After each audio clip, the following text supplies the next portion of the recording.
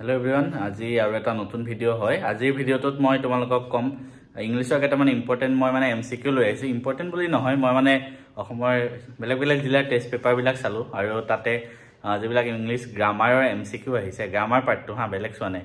সেই grammar পাৰ্টটোৰ MCQ খিনি মই এটা ফাইলত মানে কম্পাইল কৰিলো, তাৰপিছত তোমালোকক তাৰ পৰা কিছুমান ইম্পৰ্টেন্ট এমসিকিউ আগবঢ়াম।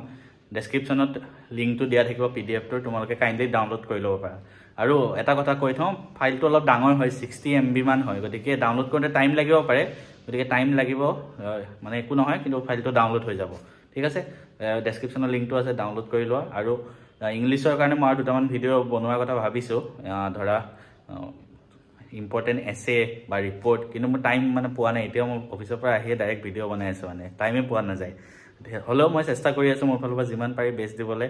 আই হোপ তোমালোকেও ভালদৰে পঢ়ি আছা। চবকে বেষ্ট অফ লাক।